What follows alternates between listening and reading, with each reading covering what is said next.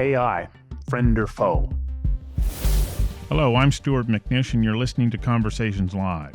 Conversations Live is a long-form public affairs dialogue series addressing the big issues of our time. For each episode, we bring together subject matter experts for a deep conversation designed to provide you with information that helps you make more informed decisions. I hope you enjoy it.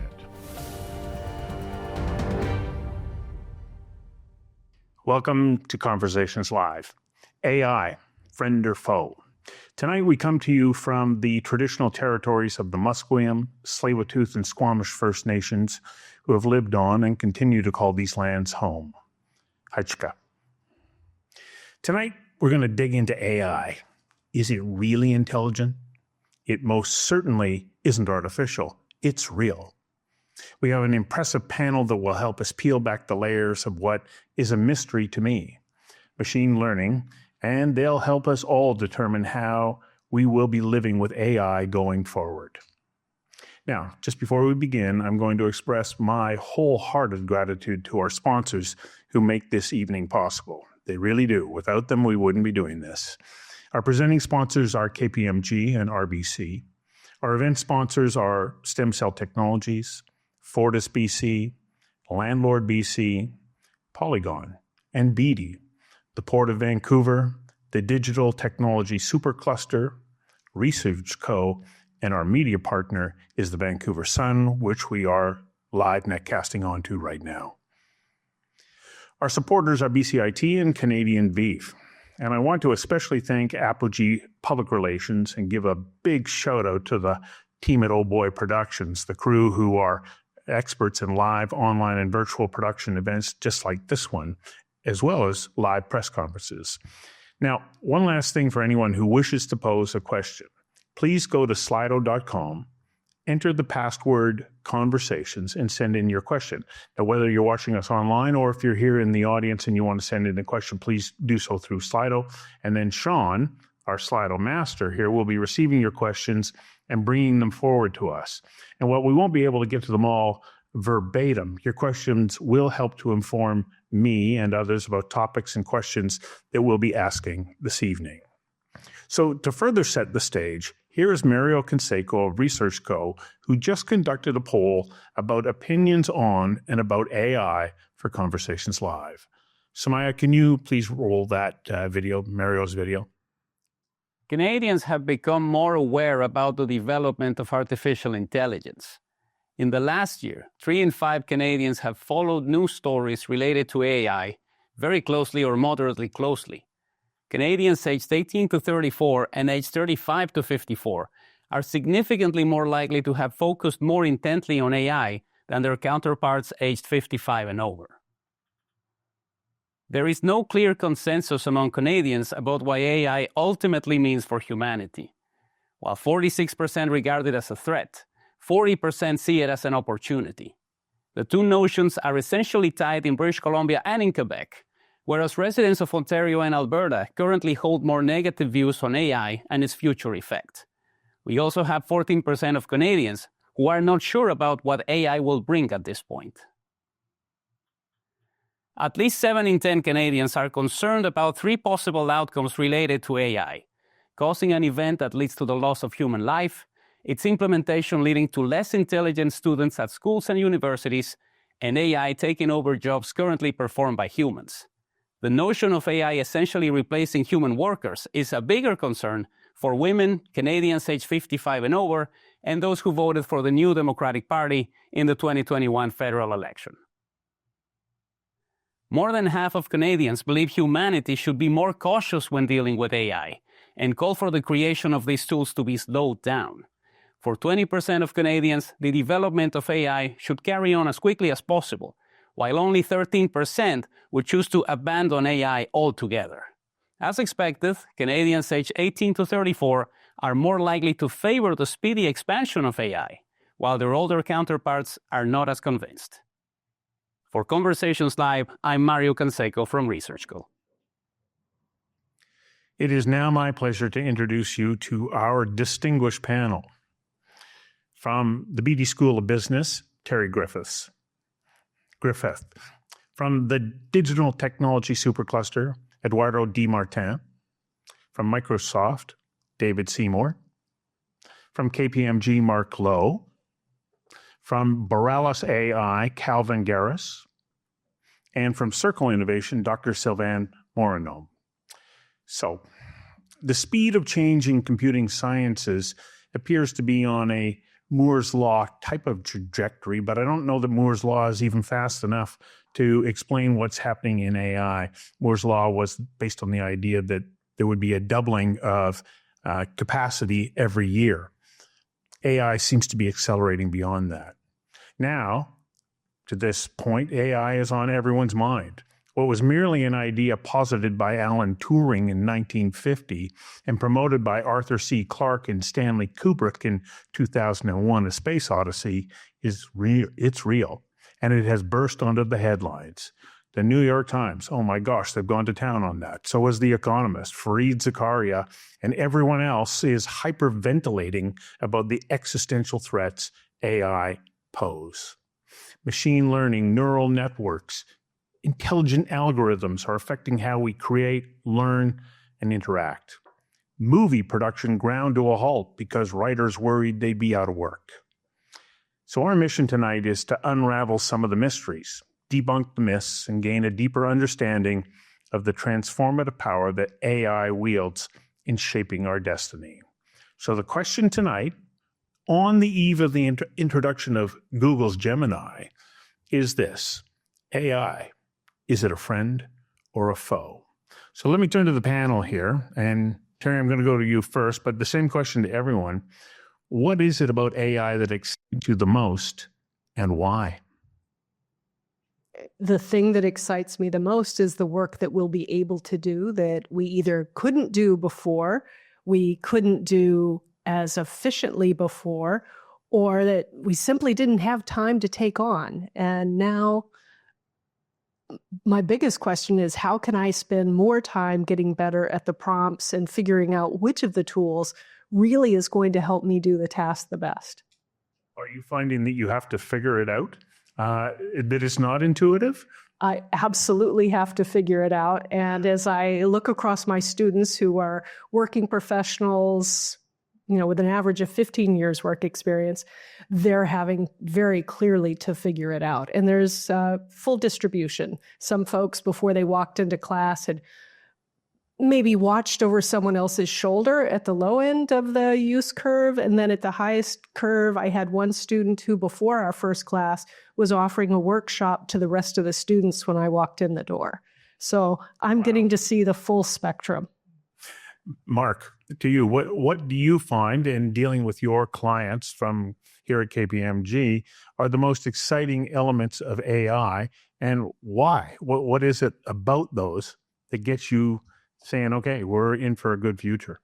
Well, I think that one of the most exciting parts of that conversation is the exploration that clients are undergoing as they're wrestling with the technology. So similar to what Terry's referencing with their students, we're seeing some of those same types of explorations at our clients. And you're actually getting right at the core of what do jobs mean? How do we actually break up what tasks comprise a job? How do we think about those definitions? And then, of course, there's incredible changes to the organization that are going to come as a consequence of these tools being adopted. So we're at the very, very early part of the adoption curve, and very much in an experimentation phase. Probably not at the not nearly at the sort of cutting edge of where Borealis and some of these other companies have been building for some time, right? But clients are experimenting, and we're seeing those early use cases take hold, seeing where value can be created, and then building on those early wins. Well, you've definitely prompted us to go to Calvin. Calvin, what excites you?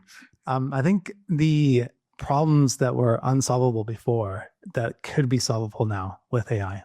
So with AI, the patterns that it can recognize and the complexity it can see to help us pursue different areas like in health science and research that are untractable with just human knowledge is a front of us, and it's really exciting.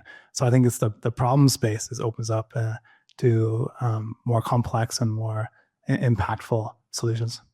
You mentioned healthcare. That's a natural segue to you, Sylvain. And not that that's the only place that you are, but when you take a look at how AI is going to help propel forward our ability to deliver better healthcare solutions. Yes, we are like, I mean, at my position, like I can see a lot of positive to have AI entering healthcare. Well, first, it's already in healthcare and a lot of application that we use on daily basis. But the fact is, you know, more and more we are living longer. We want to live healthier, and to achieve that, we need actually to find another solution than the one that we have now, because right now the healthcare system is completely overburdened. So in healthcare, it's not going to be a choice. It's going to be a necessity for us to really apply AI. So AI is going to come at the rescue of healthcare in some ways. Eduardo, and maybe you just have to talk. Simone will control the volume. He's our AI. You have your own. He's actually our human intelligence operating the microphone.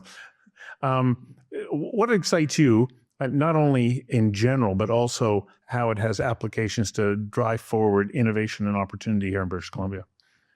Well, I mean, I'll make two comments. I think one is we've already been experiencing AI. Predictive maintenance has been part of manufacturing for years. It didn't happen because of ChatGPT. It happened because AI has been around since 1950s. We have drones that are floating around fields that are able to understand where to put fertilizer and analyze that through certain algorithms. So we're already experiencing AI. So I just want to make that point. The second thing is where I see British Columbia, to answer your question. In British Columbia, we have a strong heritage of software development, and video games was sort of the kind of the first step in here. We have massive multinationals like Microsoft and Amazon that are here. We have a health startup environment. What's going to happen in the AI world is we're going to start to build data products, and you can't build data products unless you understand how to build software, because software people build products. Those skills that apply to software development are the same skills that are going to be required to build data products. And I see to be well suited to actually take advantage of this. Do we have the talent base here in British Columbia to realize that? And before we get to answering that question, David, also the question to you, what excites you about the promise of AI and especially its application here in British Columbia? So many good points raised, and I'll focus on the sort of the individual experience of work. I mean, I think that, Edo's right. We've had AI for a long time. There's many kinds of AI. You wouldn't give back a lot of the AI that you touch every day. Imagine your day without autocorrect and without auto format and all the little things that smooth off all the edges and save all this time. But AI, computers automate work, and we're super comfortable with that idea. And there's a lot of jobs and work we wouldn't want to do manual anymore. We use Excel. We use these products. AI automates reasoning. And that's what's new. That's what's really, really different here. But the potential there in terms of making people's jobs more interesting and richer and elevating them is there's a lot of work we still do that requires human reasoning, that is repetitive and unfulfilling and not enriching. And what the opportunity, I think, is to create a lot more value through more interesting jobs where we get scalars on a lot of the stuff where we can't get that work done every day anyway. I don't know how many of you come into work and hit it and leave with fulfilled, having completed everything you wanted to do. But most of us are struggling to get in that zone. And I think that there's just a ton of upside to make jobs better. Okay. One of the things, and when I started researching for tonight's topic, I started to pour myself into it, read. And the more I read, the less I understood. I go, okay, just exactly how does this work? And how does it apply to the individual or a small business? How do we have access to AI? Sure, we can play with ChatGPT and we go, help me write an introduction for tonight's event. And I ran it up the flagpole and went, yeah, okay. Maybe there were one or two words that I could pull out of it. What is the access point for people who really want to be able to say, this is what's going to allow me to be able to make those improvements in, repetitive work? Because ChatGPT isn't going to do it. So what are entry points that the average person can say, this is how I can benefit from this? Calvin, because you're in the business of helping small and medium-sized companies do just that. And Eduardo, I know you do too, and same with you, Saman. So we're going to have a number of answers here to this question. Yeah, it sounds good. I think like the average person needs to understand like how they can leverage AI individually, like with tools like ChatGPT, and understanding like the prompting around it and how it can really enhance and like 10x your productivity. So there's the usage of the tools. Understand how you can use those tools for your own personal gain and improving your workflow and what you do as a job.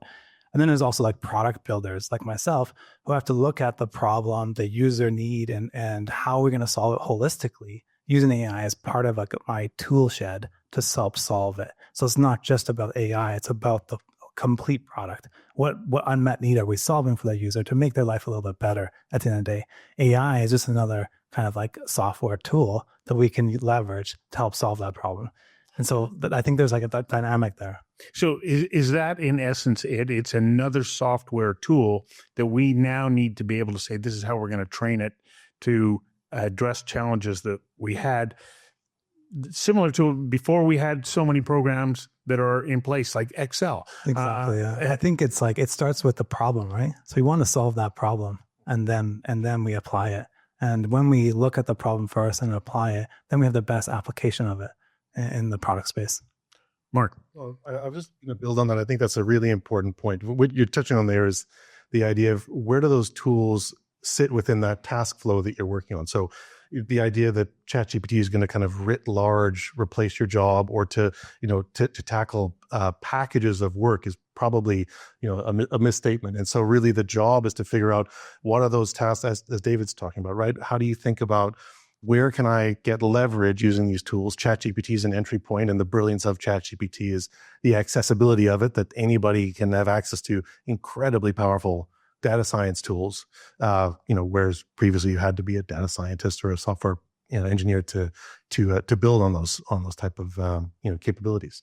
So that is an entry point, and really it's about trying to figure out, well, what are those parts of my job that I can accelerate to get that lift? And when you apply that into an enterprise of any size, you see tremendous lift, like dozens of percent of lift in terms of productivity, in terms of the quality of the output that we're seeing, studies coming out now from Harvard Business Review and others that are quantifying the benefit, and it's substantial regardless of the organization's size or complexity. Digital first companies are going to be faster there, but it's going to have an incredible impact.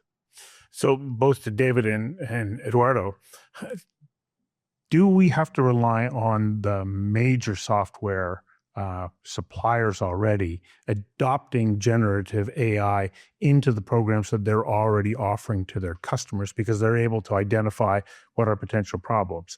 And when I think about this, I think about Adobe, for instance, because in our business, we use Adobe every day. And every day now, they do a better job of giving me a transcription that will then turn into a closed captioning file that's acceptable to the CRTC, something that was costly and time-consuming. Does it have to be companies of that kind of scale that can really be putting those kinds of applications forward? And so therefore, is it limited access at this point? No. I think working one of the larger companies, having worked in Microsoft, I don't want to speak for Microsoft. Dave does a better job than me. The reality of these large organizations is they, provide pieces of technology that you can build upon. And so Adobe is an example where you have a very, everyone uses Adobe, so there's not much options. So it's Adobe. So, but in situations like, for example, in a law firm or in an accounting firm, what you want to start to do is you take a large model that maybe Microsoft makes or Meta makes, and then you build your vertical on top of that model. And then when I say build your vertical, your building is your own model that's safe and secure, that's meaningful to your enterprise, and that's meaningful to solve the solution for you. And I think that's the work that smaller companies can do. And larger companies will do that slower and over time. And larger companies are much better at accessing, having access to all these data sets that a smaller company doesn't have. There is a concern that if one of these companies buys up to many of the players, that it does become, a monopoly of sort. And at this point, it's early days to see. But, I think at this point, there's lots of room for everyone to play. But getting started, as Terry pointed out, is not necessarily intuitive nor easy. So, David, how does Microsoft help to make it easier for clients or users? Yeah, I think to answer both questions, we're so early in this wave, and we're so tech forward as a society. Before when smartphones came along, you saw it in someone's hand, and you said, "I'll go buy one of these. I'll be part of this." Now we're getting excited about a paradigm change, and there's like years of productization to come to actually make this stuff usable. And the amount of productization work that I'm doing and Edo's doing, and I'm sure Mark's teams are doing, is huge. And so we'll figure that stuff out. GPT is a very generic tool that anyone could go play with to learn, but it starts to become really integrated. If you're a Windows Insider, you can now try Copilot in Windows, and I believe it's rolling out in Office soon. Like Edo says, the bigger companies will be able to productize and activate that stuff faster. The smaller players will get it in the time ahead. But it's very plausible for the average person in British Columbia, the first time they will have AI change their life or save time with AI might be, there's this brilliant project in Kelowna with the building permitting office, where it might take you a 6-month backlog to get a building permit. They've trained AI to read plan drawings and know how to automate this reasoning work, right? And you'll be able to get the turnaround on your building permit in 1 day. That would be a revolutionary experience for someone saving a lot of time. So it may not be you driving it with individual tools at the beginning because there's so much work to do. Terry, how important is it that we don't go, oh, it seems confusing, and we step back and say, well, I'll wait for it to unfold a little bit more before I get involved? What's the danger there? Yeah, could you tell I was chomping at the bit to Oh, yes, I could see. get a word in on this? Because the human side of this is so important. And, we mentioned some of the data that HBR has come out with, and what we know about people from well before the public versions of the AI is that we're not very good at sitting back and thinking about our work. Some of the things we've talked about tonight have been top-down AI. So if we fix the building permit process, that's a top-down AI strategic decision that an organization made, and they had partners to help them do it. My angle is on the bottom-up side of it. So how do we craft our own work to be able to take on new ideas?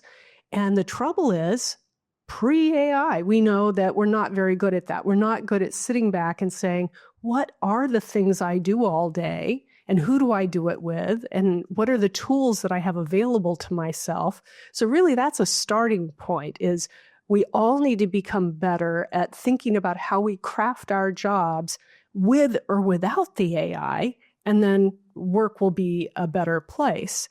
But on the other side of that, you can, begin to think about all the people around you. You're sitting in this room, so you've already made the decision that AI is something to pay attention to.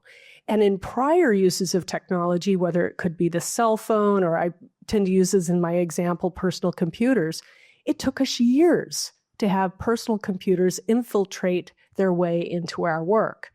Not so much with the AI that we have available for free now from across major platforms. So while we might have been willing to watch that family member or colleague just sort of ignore the whole thing, we as members of the community can't do that with this one, because they will lose their job and they're going to be sleeping on your couch. So you have to make that decision. So we have to look and say, how do I bring this person along? Because they'll lose their job not to the AI, they're going to lose it to the person who's figured out how to get 3, 5 times, 10 times as much done as they did. David, I know that you want to follow up here. I just want to agree with you that the importance of learning it and the bringing all of society along, it's unbelievably important. I've been fairly slow to adapt at the core of my job. I still basically do the same way, and I play with these tools and learn about them. But I get to talk to young talent, and like some of the bright spots, these young engineers that would typically get tasked a certain kind of work, and someone's already decided what the outcome is, and they go to that work. And these young, bright kids will have a bunch of hypotheses. They would never have time to go run down 10,000 pages of API documentation to try 3 or 4 wild ideas. Now they blast through them. They have this work assistant that brings back, and they try really advanced stuff, and they're acting like little architects. Same story with data scientists that'll be, have a hypothesis, need a month to go run down all those queries and validate. So there's that is really cool, that up leveling of work and potential. But I agree with you that I think the younger and fresher your mind is, the more you just see it for its potential, and the more you've been working a certain way for a long time. There's a lot we have to do to bring people along. Well, it's interesting. In Mario's poll, he indicated that Canadians 55 and older are like, oh, I'm not so sure, slow it down, put guardrails around it.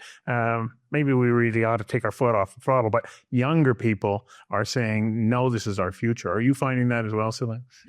Yes, and I agree in some ways, but like I think like the conversation has to be way bigger than just BC or Canada. Like, when we were like seeing the percentage where like 40% of people want to slow it down and 40% want to accelerate. The issue is like all the other countries are going to accelerate. So the problem is like, we're not going to lose our job to AI. We're going to lose our job to the other countries that are finding way to become way more productive and introduce way more technologies, able to capture way more data. For example, like, a country like China collect data on every citizen all the time. So you can imagine how much information they can filter and understand, and products they can make after that, and companies they can create. I think one of the challenge for us is how are we going to support the SME structure of the Canadian society, all those small and medium enterprise, and how we're going to help them to be competitive and be able to be combative and fight markets on the world stage. This is the issue, because if those companies are not able to grow and take out those markets with the help of, for example, Microsoft or KPMG or others, like we really have to find another way to to succeed in that economy, because a lot of the future of the economy is going to be based on AI. Well, one of the elements, of course, in growing the economy is that we are developing products and services that we can export beyond Canadian borders. That's how we actually grow the Canadian economy beyond where it is. What role will AI play in helping us to ensure that companies of all sizes in Canada can be competitive, to your point? Yeah, I mean, if AI is going to make,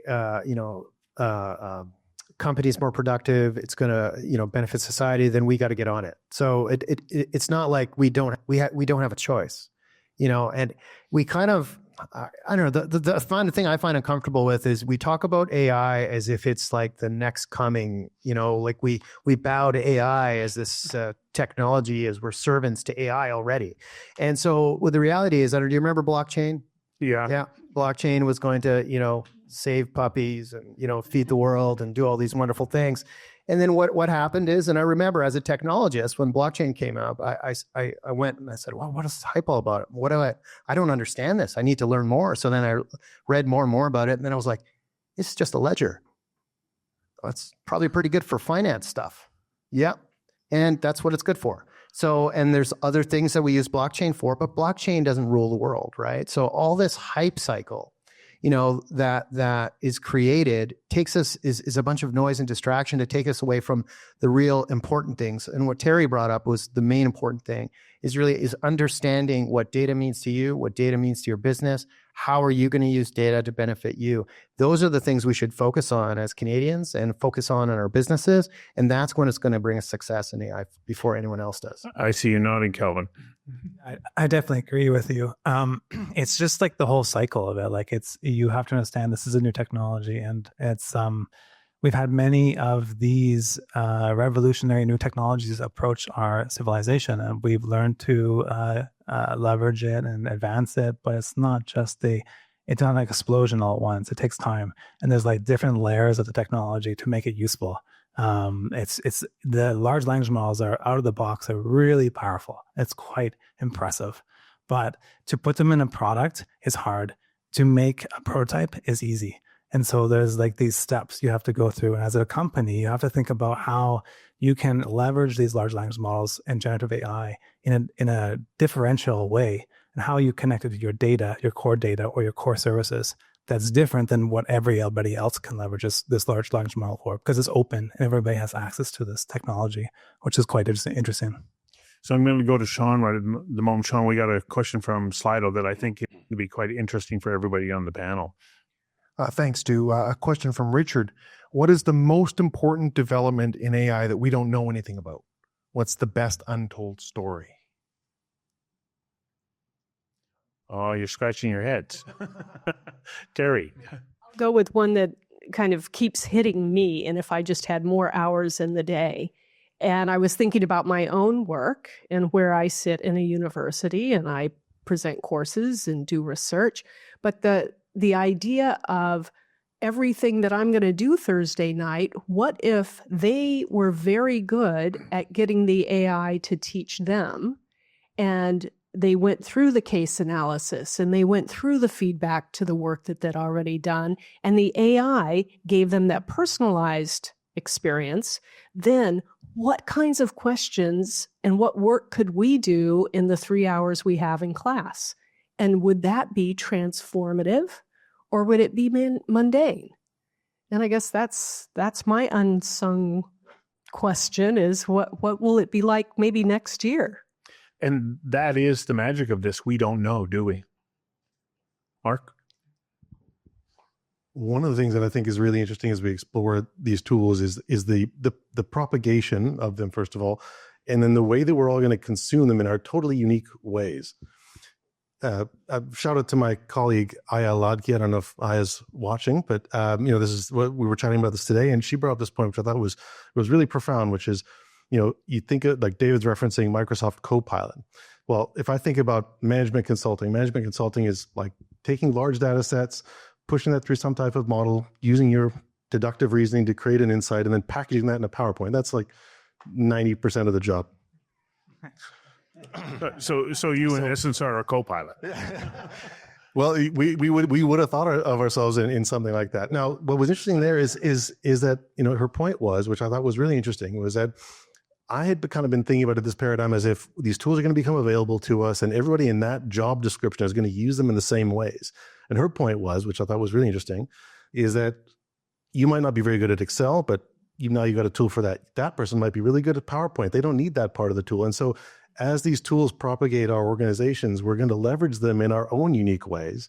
You're going to apply your human creativity to these tools and figure out interesting ways to get leverage. And it's not going to be uniformly kind of absorbed or leveraged inside the organization. That's really interesting, because that unlocks each of our human kind of capabilities and creativities in unique ways that we actually can't fully understand now, because you can't even comprehend or imagine what that's going to mean as you start to push these tools into all our amazing capabilities. So to each of you, does AI and all these different applications raise the bottom and make us the base better, but then give us the freedom to explore the peaks? Terry, I see you. I'm just going to chime in on the data. The data says, yes, the folks at the bottom, and this is a couple of very nicely designed studies that say the bottom comes up a lot and the top not so much. If you are a great Wall Street Journal journalist, it's going to help. Grammarly helps. It's been helping for years, but it's not going to transform what you do. But if you were not very good at being able to write, now you can do a fantastic job. The cold call emails I get from people all over the world are much better today than they were a few months back. Are you pulling out your credit card as a result? No, you use AI to filter your way through that. Calvin. To that too as well. I think you're totally right. The bottom does get a little bit better. And then the specialist who knows the job really well is not typically going to get that bump unless they really understand how to leverage the AI really well. So this is like being very good at prompt engineering, or being able to design your AI agent in a way to help your work. So there's like another study that talks about like that the specialist doesn't really get that. But if you give them the tools about understanding how to prompt these AIs, how to leverage them the most they can, then they still get a little bit more efficient. They can get more done in less time and kind of apply themselves to a more broader set of tasks. So one of the questions that I have is kind of rooted in a comment that came from Rosalind Coonan when I was interviewing her. I don't know if you know Rosalind, very highly regarded senior economist in British Columbia. And she pointed out, you go back to the mid 1700s and 70% of the population left the field to move into the city because of modern agricultural practices. And the big concern of the time was, all these people, what are they going to do? It's like there's no work for them. And thus came the Industrial Revolution, and things took off.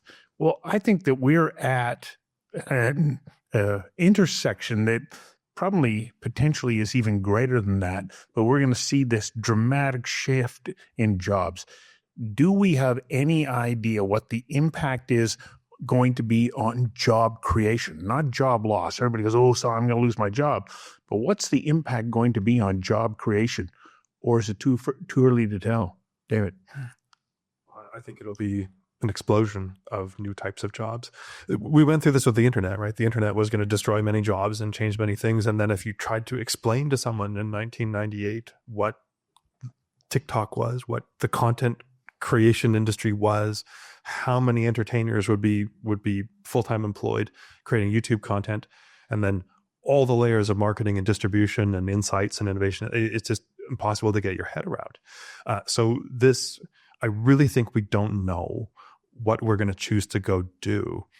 I think generally, though, when you get a technology that eliminates a bunch of work people tend not to want to do, people can head towards what they actually do want to do. And that's what I think, Mark, you were alluding to, is what's so exciting about it, is we're going to find out what people really want to do if they have the help, the staff. A lot of people are individual contributors in their jobs, so they're stuck with the work that they're stuck with. And to your point, the point about learning to leverage the stuff, to prompt engineer, to figure out what to do with it.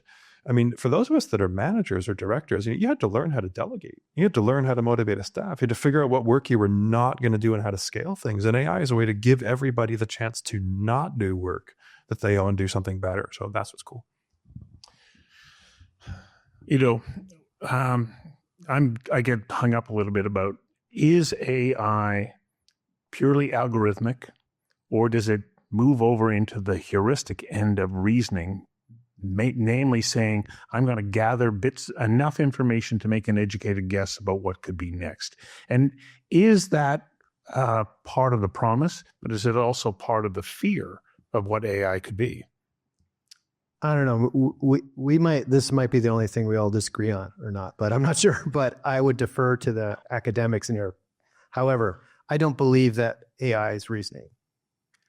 I believe what it's doing is finding patterns that look where ChatGPT scraped all its data from, the internet, right? The internet's got some good stuff and it's got a lot of garbage, right? And so what it's done is it's found patterns, and it tries to answer based on these patterns, right? You talk about hallucinations and all these things, and you ask 3 or 4 times. Sometimes you get a different prompt, the way you ask it. To me, this doesn't reason like a human. When I sit down and look at you, I'm getting all kinds of, physical cues and all kinds of different things, and my mind is reasoning not like an AI is right now, right? So I don't think it's reasoning. I think the large language models are doing a terrific job of getting, us 70% there, but it doesn't work the same way our mind works. And, that's further down the road, Sylvain? I think I will agree, Gerardo, on one phase. And so, I'm not a specialist of that. So my expertise is on AI engineering, software engineering, and health, but and which this question is more philosophical in some ways. But there is one aspect that, some authors are talking about, is the notion that could we have a different way to define reasoning? So definitely AI is not reasoning the same way that humans do. Right.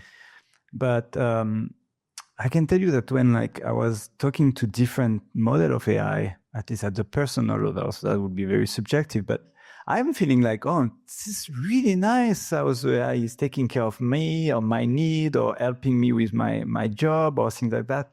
So I think there is also a notion where there is maybe a different form of tool that understand you and that create a different relationship with our work. Like the other were defining before, but also with the way we approach things. And, one aspect of the question that was before is, first is like AI has been around us since, decades. So, nothing is new in AI. Like what is new is really like the computational power that allow us to use the model of AI at a different level.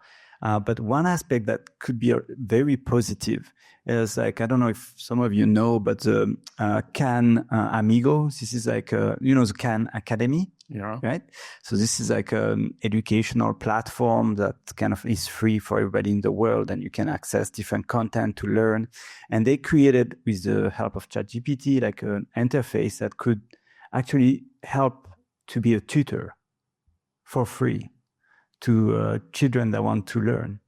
And when you go into I encourage everybody to go see the platform, but when you go on the platform, you actually can discuss with AI about like, The Great Gatsby or like literature, and like the AI will discuss with you and understand. And so this notion there is very interesting to study. So I think there is this notion of how AI is going to change all the industry and really advance technology and product, but also how AI is going to change the other aspect of our life and help us and support us. So, yeah. And the reasoning here is quite interesting, I think, because I think that's a really good question. I think human reasoning is much more complex than what AI we have right now, for sure. We have way more senses. We have way more ability to understand the data that's in front of us and reason around with it.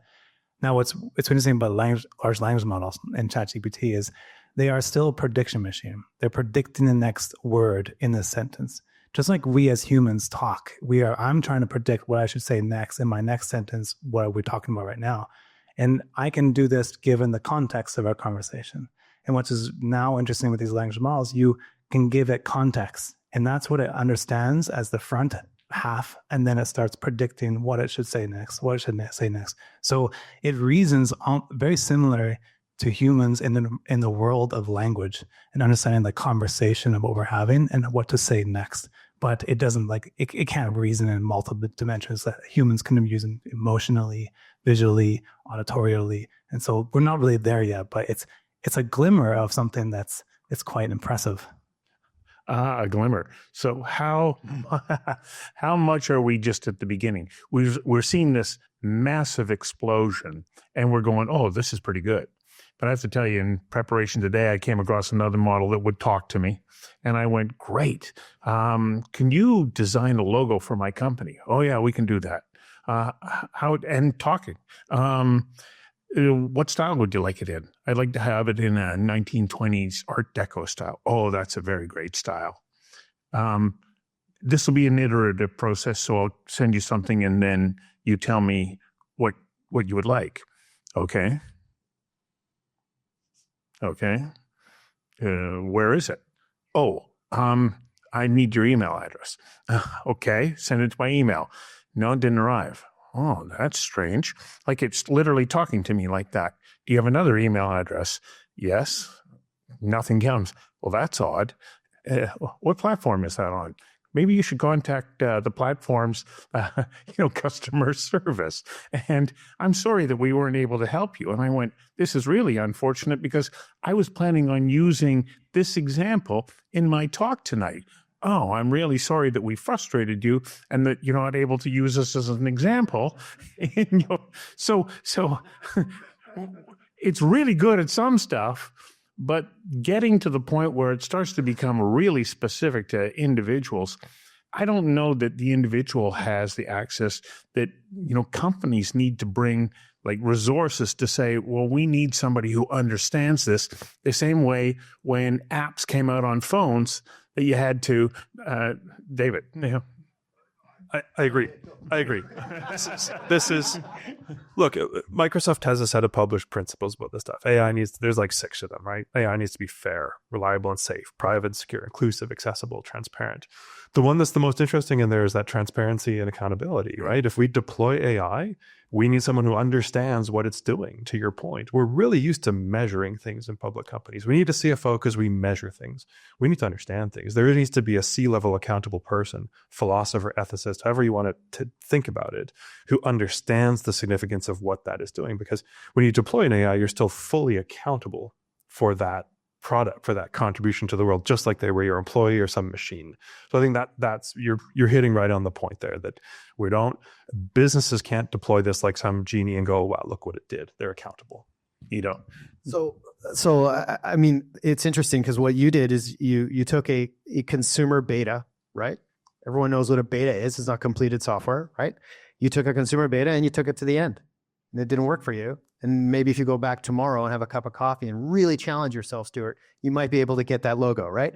But the reality is, if you're running a business, you don't want to do that, right? So that's why organizations, I am CEO of my own software company called Industrial AI, and that's exactly what we do is we build AI solutions for customers. And throw in your website address right now too. And the reality is, what a business needs to do is not use Chat GPT to upload your private documentation, everything about your organization, to ask it for info. What you need is a secure environment. You have to treat it like a product that runs in your company. And then what you can do is you can build the model so that every time you ask for a logo, it's going to give you a logo, right? Not a bunch of crap that you don't need, right? And I think that's really, really important to understand, that ChatGPT is really a beta. It's a beta. It's not a product, right? And I think you can use it for a lot of great things, but it's not necessarily what you would deploy in an organization, especially that enterprise. Hang on, Calvin. I know Terry wants to jump in here and then over here, and then we'll work our way back. I'm just going to, go back to my people piece of this, and that what we don't understand super well, because these technologies, it's going to change after I have that cup of coffee. One day it can do this, and the next day it can do 3 other things that I had no idea. And no one at that product is necessarily keeping me up to date. I'm reading 4 newsletters a day to try and have some clue about what changes went on overnight. But the idea that we need to think about, how do we put these things together like Legos, or like some kind of a workflow. And you can see it a little bit when you're using a tool like Bing, where it's going to say, I'm going to go off and search for this, and now I'm searching for that, and now I'm going to start typing some stuff. But then maybe I get to a point where I need to change products. And that's why I am so excited about Copilot, right? Because integration of those products is really going to be lovely, because I hope it's going to be making some choices for me about which thing comes next, which tool will I line up. So yes, just like when we had phones and apps and we're trying to sort out which app to do what, and how do I get this picture I just saw, this story, and get that ported over to my social media, switching from app to app is another thing we've got to be thinking about here in terms of that workflow. Calvin. Yeah, I definitely agree with both of you guys. Like it's really a big engineering challenge as well. And I'm excited to see what we can build off of this. Like there's still a big software engineering and systems engineering application of how you integrate these building blocks and these Lego blocks and put them together and great products out of it. I think we're at an age where right now we've introduced a new platform, these large language models, and it's like the iPhone and the App Store. And now we've got to build with it and build products that are valuable and useful for the end user who wants to leverage it, and integrate it with other workflows and software tools we use. So it's like we're at the start of something kind of quite impressive. And I'm excited to see what all startups are going to be doing, what's going to be released, and what people are going to build out of it. Mark, I saw you jumping in the bit there too. So many great points. What a great conversation, first of all. A couple of, you hit on it earlier, right? Which is this idea of, prototypes are relatively easy to stand up. Enterprise applications, much more difficult. We have that conversation all the time with clients. You would have a discussion with them. And they say, oh, well, we're experimenting in the corner. We're already doing 6 of these things. Like, holy smokes, with what? Like, please don't tell me you're putting your data in there. Like, what are you actually doing? Et cetera, et cetera, et cetera, right? So we are incredibly early on the generative AI topic, right? I mean, as we've been mentioned earlier, the AI has been building for a long time, but on the generative AI topic, we're very, very early. the last couple of days, Meta released their most recent headset, right? And I don't know if, for the folks in the audience, if you saw the early versions of like Zuckerberg in the Meta demonstration, it's like a cartoon character. It looks super blocky, and it's like, oh my god, I can't think of anything worse. And all of a sudden, they released the updated version, and it's like photorealistic. You're watching the person's face move. It's dynamically updated, et cetera. In other words, the technology is increasing exponentially. And here, what's really interesting with generative AI is, as we're all interested. So your example with your logo is you're teaching the tool. And so when you come back, the tool is learned based on the interaction that you've had, and that's a big difference from I'm not a deeply technical engineering person, but the difference historically was that the people that were building the software would understand how users were using those tools, take that information back, and they would release a new version, right? And then, it's a little bit better because these updates are happening dynamically as the models are learning based on how we're interacting with them. That's why you combine that with this incredible user adoption, the fastest technology ever to, in terms of a user adoption. It's very, very early and very, very difficult to predict how cool it's going to become as the tools improve and the use cases get unlocked. Sylvain, thoughts from you, and then we're going back to a question from Slido. I mean, like we there's so many incredible ideas here. Like this is difficult to put them all together. I think like one aspect that we didn't talk about is maybe like this aspect how AI is going to transform the economy in a way where like right now we have all those big models that are applied to ads economies or like to search engine or to those multi-million dollars kind of market. But how are we going to be able to transform, or AI is going to be able to create companies for the pizzeria down the street, or like the shop that sell clothing at the corner of my street.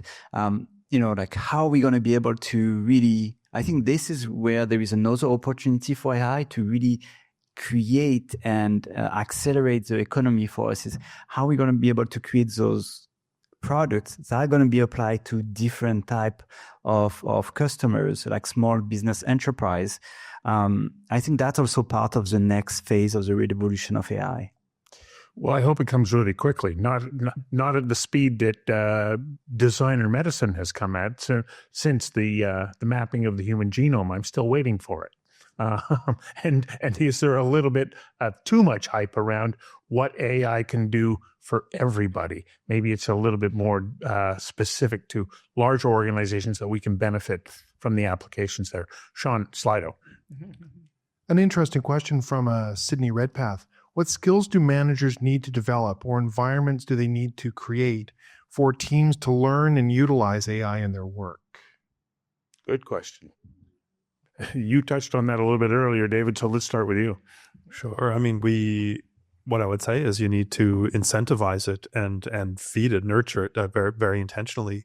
We do hack weeks. We have whole weeks where the staff stand down and just do self-initiated projects, and we massively incentivize them to go build AI tools and explore. We have an entire dedicated AI week for the staff to just play with models and try tools and try things. So I think you need to create a safe space to learn.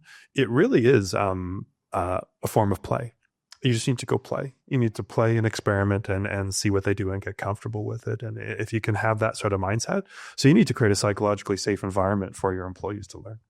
So that's human beings doing it. It's not the machine that's doing it that we're so afraid is going to take over that function. Well, at this point, I think there's enough hype and pressure and so on that people are afraid, I don't know how to AI.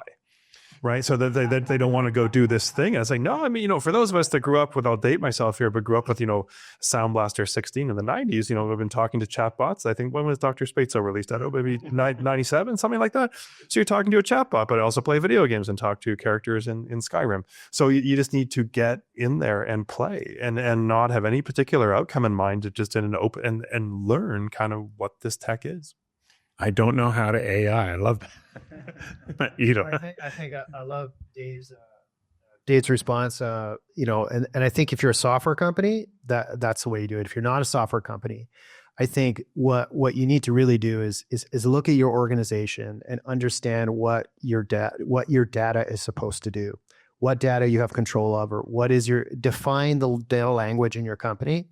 Then be specific with your team about where to experiment and what tools to experiment with, and to do it in a safe way. Because what I don't think is good is for non-software companies to go, just use ChatGPT. It'll be fun. You'll learn things.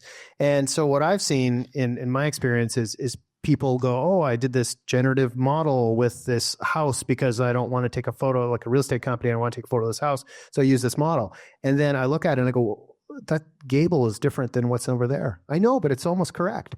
Well, but it's almost correct, but you would never use it with a customer. That's true. But you blew, an afternoon doing it. So, I really think that you need to be more strategic, and you need to really understand, like, it's kind of what Terry said at the very beginning. You really need to understand what it means for your business, and then figure out a way to go and experiment on that business need. And grow that within the company, and then allow people to play with it, but with the right tools that speak to the business. That's a really interesting point. I think that so much of the hype is about what's the existential threat. These machines are at some point going to just be able to exist without us. I actually go, well, is the biggest threat or the biggest challenge with AI is that we're all expecting too much of it right now. And that we're going to invest a whole bunch of time getting mediocre results and saying, I don't know, and then stop paying attention.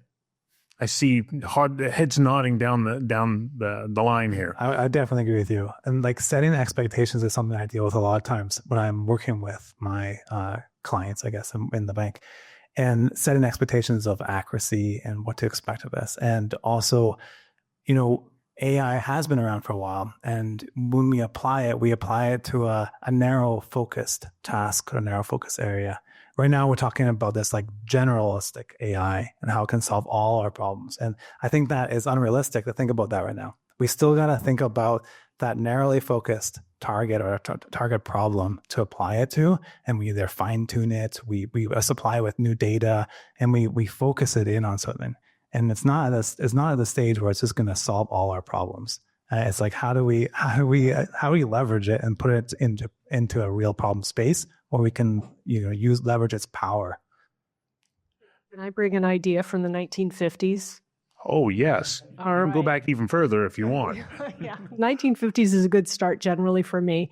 And you said target. And if we think about how we apply this either top down in our organization or bottom up in our individual work, thinking about what is the target I'm trying to do, and all of the ideas around how do we experiment are going to have value, whether you're talking about an AI resource or something else. So what a great opportunity for us to all upskill in our work experimentation. So keeping in mind that target, and then having a little stop, look, listen moment where you're going to say, what do I know?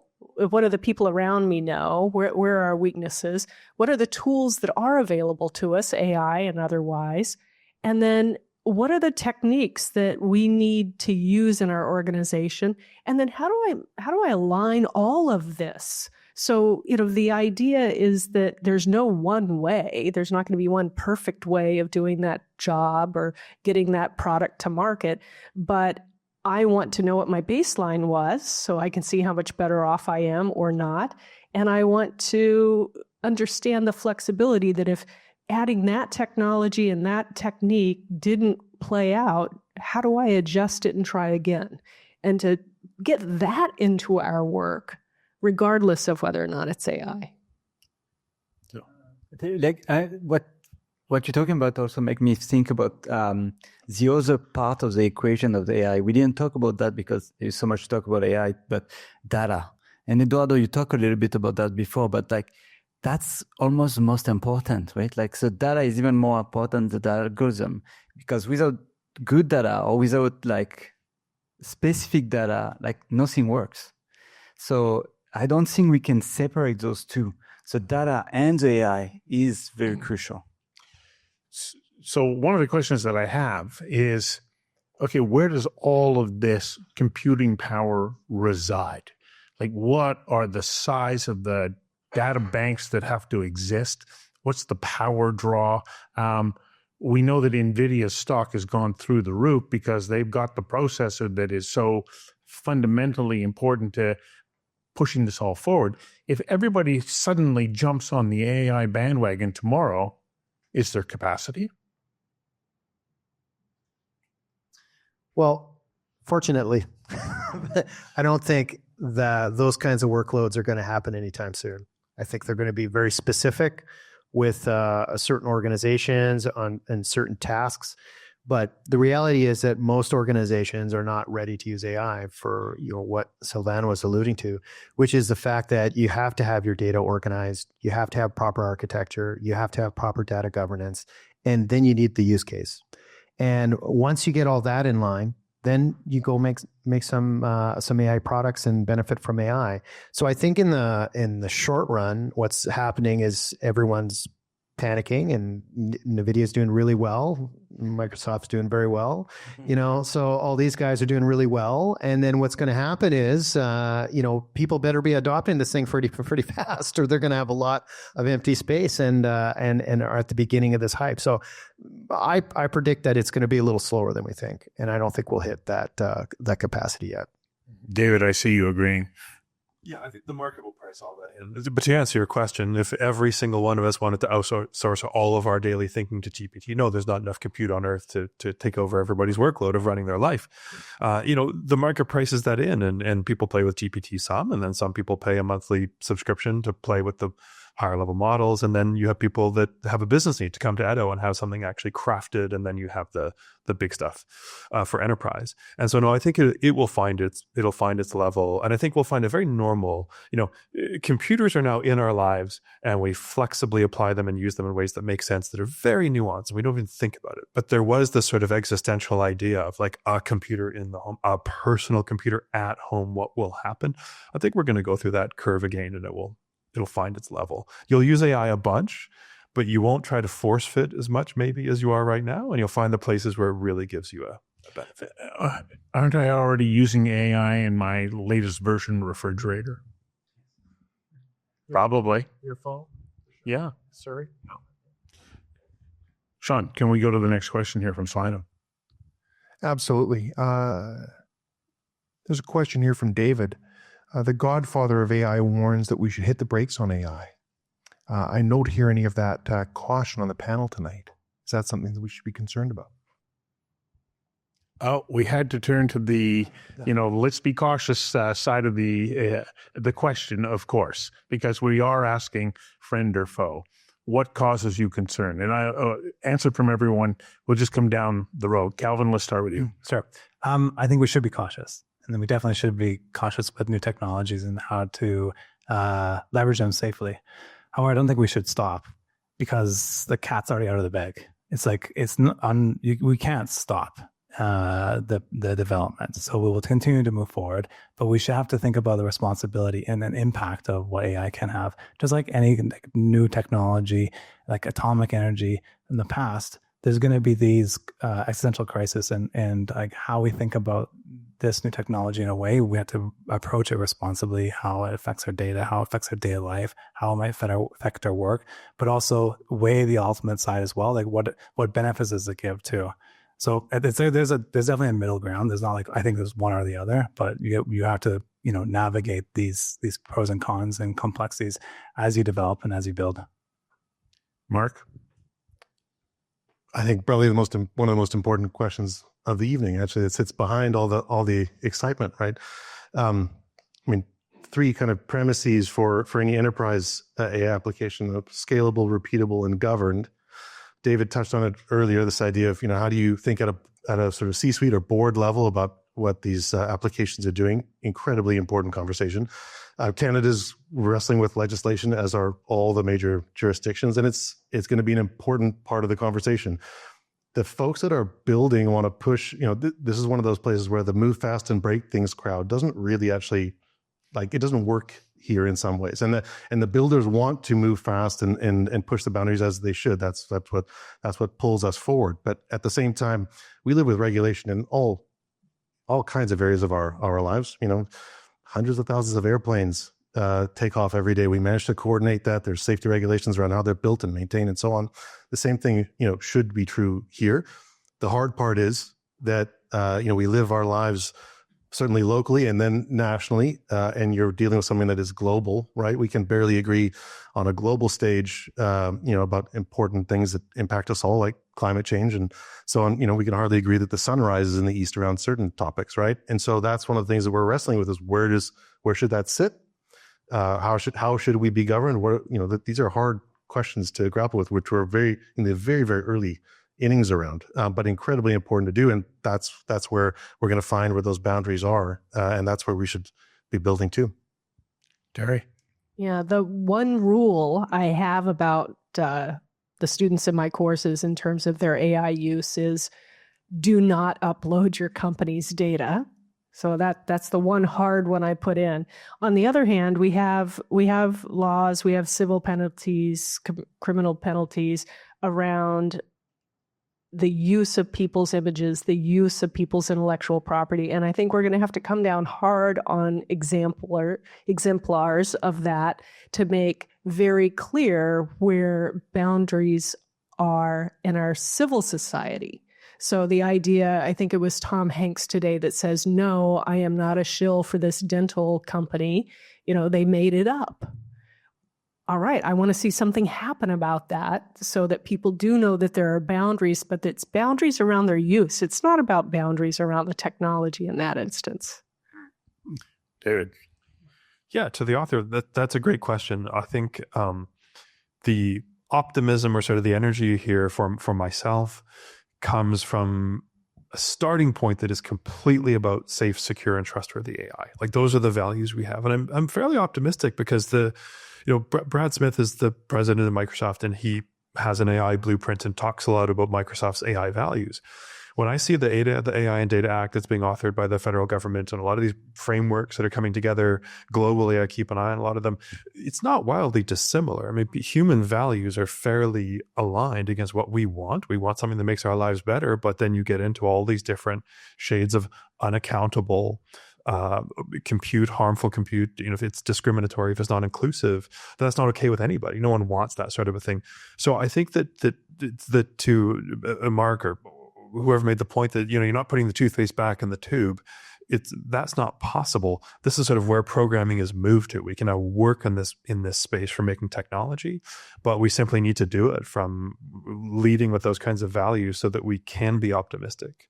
And I think that you're right that the Creative Act, all the creation and pushing things forward needs to be backed by some real enforcement around what remains bad behavior. And you don't have to burden the technology with that, every day. But there are far more concerning things going on in society today than this, to be honest. I just the remark earlier about climate change, we can't even agree on that. And there's really good science on that. So if we look at this, I really believe that if the cat's out of the bag, you can't pull things back. You have to now proceed with caution. And the software community that builds technology has people that do really good work, and we have standards and we have ways of doing things. And there's always going to be somebody that does something bad. And that's just what happens when technology evolves. Do we think we're going to be in these life-threatening situations anytime soon? No. Will we down the road? For sure, right? But to stop to me means is very short-sighted at this point. Yeah. Sylvain. Well, I think we all agree on that one. So, but one aspect that I think we didn't talk about, I think that's one of the role of academia. I think that's the role of academia to think about those issues related to new technologies, how those technology can enter the society, what are the impact of those technology in the society. So if, I think that's part of the development that we have to conceive in parallel to the technological boom, meaning it's great, we should create product, we should advance. I don't think we should put brakes, but I think we should for sure advance of understanding of what those product means, what those new technology means for societies. Like for example, like a few years ago, there was a big debate on AI tools and racism, and how those AI tools were trained with databases that don't represent our societies. And then after that, we're creating terrible things behind it. So I think those aspects of all the social science that are done in academia should prevail and should advance also. So those kind of like two mechanisms at a time. The technology has to advance, but also our understanding of the impact of the technology at the social level is very important. Yeah. Twice people mentioned hitting the brakes. Like I agree, we're not hitting the brakes now just because we're afraid of what might happen. But building in emergency brakes is important. I think Eda made the point that emergent, dire things could come of these systems. And so the sensible thing is to build in the emergency brake. So if we do hit something we couldn't predict, you do have a way to just decouple instantly. And so that's just good governance. Well, this is a perfect time then for me to introduce a clip that we have from Minister Brenda Bailey, who has the great distinction of being the Minister of JEDI, which is Jobs, Economic Development, and Industry. But it's so perfect. Samaya, can you please roll that clip from Minister Bailey? What we're seeing is actually some excellence that is being developed in regards to industry AI, which I find really interesting. Mining AI, forestry AI, fisheries, oceans, oceanographic AI. I think of it as almost like wine, where you develop terroir. That's also true in technology. And you see that in British Columbia, you're seeing our industries reflected in the type of AI we're developing often. When I talk to my friends and colleagues about AI, sometimes I hear about people's fears, and they're quite a bit different than the fear that I hold in regards to AI, which is about how it impacts equity-seeking people. And my favorite organization, the Algorithmic Justice League, has been writing about this for quite some time. Folks might have seen the recent article in the Rolling Stone that interviewed these extraordinary Black women who've been addressing these challenges. Things like how facial recognition is very different if you look like me or if you are a woman of color, and what the implications are. It doesn't mean a lot if you're trying to unlock Facebook. It means a lot if a police force is using it for identification and you spend a weekend in jail or can't pick your kids up, for example. I'm also concerned about a recent article that I read that identified that in identifying tools that can assess whether an essay is written by AI or an individual, it's disproportionately catching people who are new Canadians who have English as a second language, who in fact wrote the essay, but it's being identified as AI. How do we solve for that? Good question.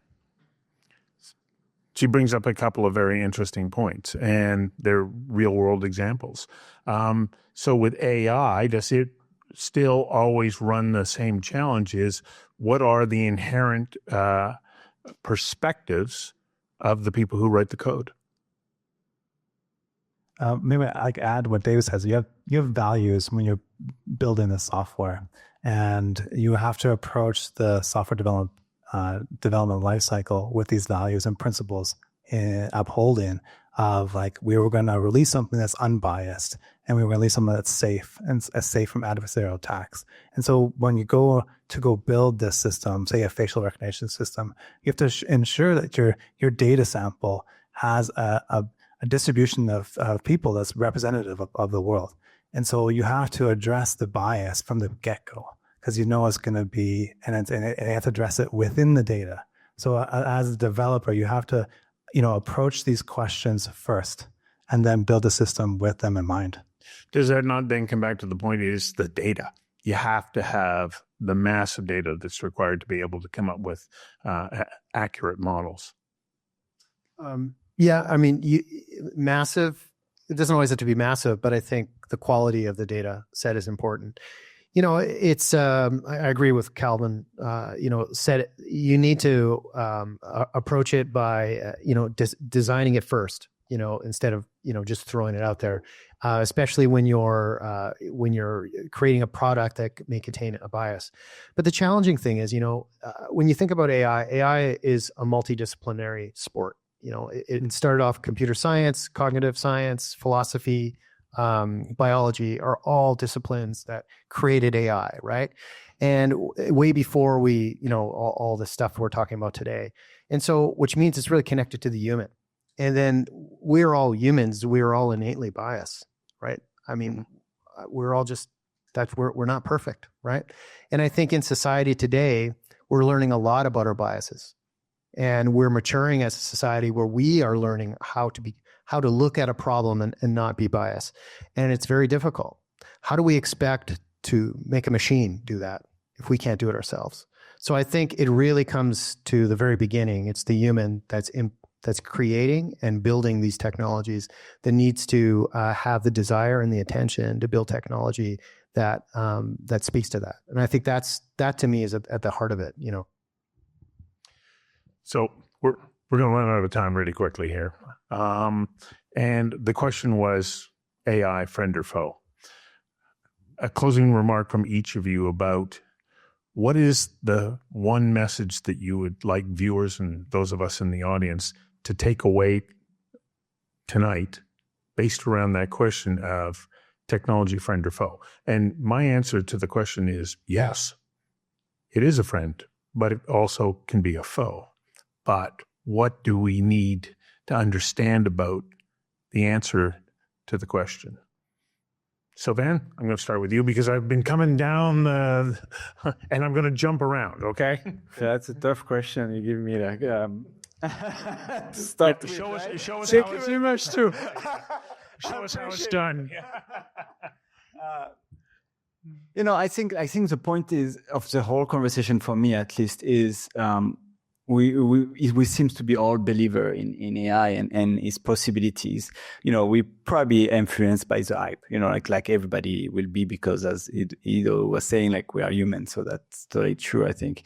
But I think there is a point more that is like we can make AI our friend, and this is our decision. How are we going to do it? I think the race of AI is not a national question or provincial question. It's a worldwide question. So it's not a question of like, oh, should we stop AI? Should we do? No, this is not even a question for us. Just in terms of security, for example, right? But I think the point is that I want to make it. I believe that the point of AI, or how we're going to be successful in AI, is if we all work hands in hands. Like the industry, the government, the academia, the not-for-profit, we have to work together and break those silos that we have to really focus on how we can make AI our friend to help humans. So you almost see it as being an opportunity for us to bind together with a common objective. Yes, totally. Yeah. Mark? Well, you've sort of stolen my thunder ever so slightly. I would say I would agree. It's both. So the answer is yes, right? If you're doing the type of work where an AI will easily replace you, you are probably sweating ever so slightly. So there's going to be some disruption, but there's also tremendous opportunity. For any organization that's looking to experiment, I would say, that you need to begin to form those kind of skunkworks projects to experiment and see where it can apply in your business. And for the folks who are listening and thinking about, well, how do they do it? It's a little bit like personal computing or the internet was in the early days. You kind of don't have an option, I think, to sit on the sidelines. Part of the story is to experiment and see what's possible. The joke inside corporations, right, is the old guard that would like come to a meeting and get the secretary to print out their emails, right? Well, the last of those sort of characters have sort of exited the workforce, and this is going to be similar, right? It's going to be part and parcel of how we do our jobs. Our job is to be curious, experiment, explore. And one of the things that I'm really heartened by is that all the sort of the undertone of this whole conversation has been raised many, many times across the panel, right? Is this idea of doing it responsibly. So, before Alphabet was Google, right? One of the core tenets of their corporate ethos was don't be evil. Right. And that was sort of underlying the folks that were building technology at a core level all the way through. It just hasn't sort of filtered to the people who are on the street because we weren't interacting with the technology that way. This is different. It's much more hands-on, and we're all participants in the story as well. And so to me, one of the things that's really great is to hear the conversations around what's the implication of the decisions that we're building? How do we think about the bias that's inherent in the models? How do we address it? How do we make sure that we have as Minister Bailey was describing, right? How to, equity, access, inclusion, and so on. These are all really, really important tenets of, what these solutions are going to become. So from that perspective, I think it's a really exciting time. And I feel really positive about, eyes open, but positive about where we're going. Calvin. I would definitely agree with what has already been said here. So friend or foe, I think it can be both. And it's up to us, as we are all participants in this change and regulation and how we use it, how we build it, how we think about it. So I think it's on us to understand the technology a little bit, understand how it can impact us, how we can leverage it, just like technology in the past, like you said, like understanding the computer, the internet. Same thing applies here. If you're educating yourself about it, how you can work with it, or how it might work against you, you're better off positioned to create it as a friend. And I think we all have a piece to play in creating that like opportunistic or opportunity that is in front of us with that. Ido. I knew you were going to ask this question. I made a video game 20 years ago called Spider-Man Friend or Foe. And at the end, Spider-Man was your friend. But it was confusing along the journey. So I think did you play that game, Dave? I think really what I would love people listening is the first thing is stay calm, right? Number two is I'm not a fan of AI. I'm a fan of technology and the advancement of humankind. And so I'm going to say it's a friend. And what the other piece I'd say to everyone listening is just be curious. Ask a lot of questions. There are no stupid questions. Keep asking questions. Keep learning. Keep educating yourself. And this dialogue that you've created here is what we need to be doing. It's talking about real things that are happening today and continue to talk about it. And then we avoid the faux trap down the road. That's, yeah. Terry? All right, I'm going to stick to my world, which is the bottom-up aspects of AI, and I'll leave the top-down to the experts on either side. And I'm also going to go back to the initial data, and we've heard it mentioned a couple of times that the folks who are over 55 were less excited about the AI being part of the environment. And I would say if we think about AI as being an intern that we've been offered, and not a very experienced intern, this is their first internship, then it may be that those with less experience are not as good at figuring out how to work with that intern, how to manage the intern, how to help it develop. Whereas those who are in the above 55 crowd, they've had a lot of interns throughout their careers. And if they maybe take that perspective, it may not be that either the younger or the more experienced folks are better at it, but they're certainly going to come after it with a different perspective. And there's an opportunity if they share those perspectives. I worked with my intern today and this is how it played out. How did you do?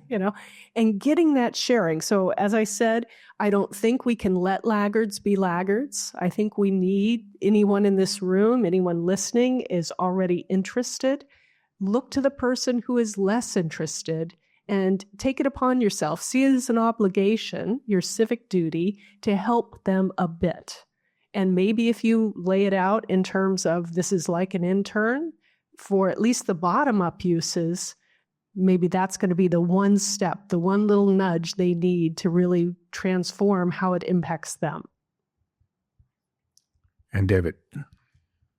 So the answer is yes, but allow me to push back on your framing, because you sort of, friend or foe includes the intention of the person wielding this thing. I would say that it's like tools and weapons, right? Like this is the question. I pick up a piece of steel. Am I going to plow the ground with it or attack somebody with it? It's a tools and weapons framing. And I would say that it's top down and bottoms up. But it's a whole of society conversation as well, as many people have made the point. So one person isn't going to decide, here's how all this software works and AI is going to do things to a bunch of Canadians. I did a session with the technology leader at a big Canadian company. They're rolling out a bunch of AI, and this person went and thought deeply. It leads to, very boring things like governance frameworks and PowerPoint slides with 50 colored boxes on them. But what it means is he thought deeply about the impact of every aspect of inclusiveness and accessibility and transparency and accountability through everything they were going to do. That's top down, great governance. All the staff of that company have to be trained on these AI values. They have an intention that, they're trying to do good with this stuff. And then to Brenda's point about the nuances, someone's not just going to, and Calvin's point, not just going to say, here's how this shall work, this will be fine for people. We build a lot of AI harms reporting features because there are too many nuances to even just begin to imagine how everyone will experience all these outcomes. And so you have to be customer connected, work with that customer as well. There's a 3-part relationship. But I would say it's a tools and weapons question. And I think Canadians have good values. People are engaged with this. And I think that, I'm optimistic that we can do the right things with it. Well, I'm wildly optimistic about life in general, despite the fact that at times people will say you're a Pollyanna or you're naive. I don't think so. I actually think to be optimistic means that you have to also take into account what the negative side is.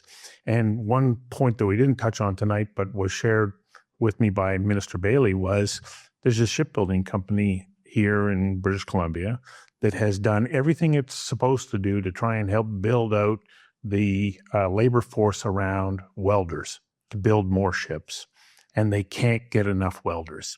But where they are able to now get enough welders is those people who know how to do welding exceptionally, have been trained in running robotic AI machines that can do the work of 10 welders, and the company is now in a position to be able to attract the work that it couldn't get before because it didn't have the labor force. And I think that is probably one of the great promises.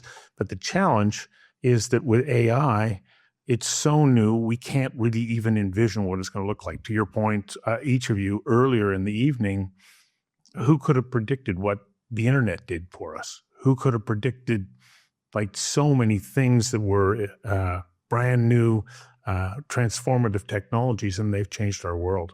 And so I want to thank all of you for your time tonight, your insights, and your optimism, because I remain enthusiastic about what the challenges are, and I believe that we can address the shortcomings. So thank you very much.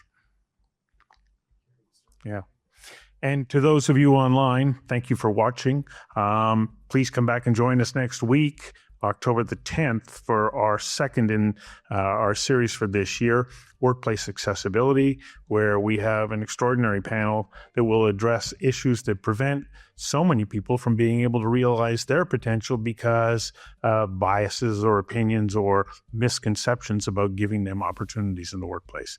Thank you to everyone. Thank you to our sponsors. And thank you to those of you who joined us in the audience, and especially to our panel. Good night. Thank you for tuning into Conversations Live, an Oh Boy Productions program. If you enjoyed this conversation, you can find our previous and upcoming episodes at conversationslive.ca. You can also follow us on YouTube, LinkedIn, Instagram, and Facebook. Again, thank you. I'm Stuart McNish.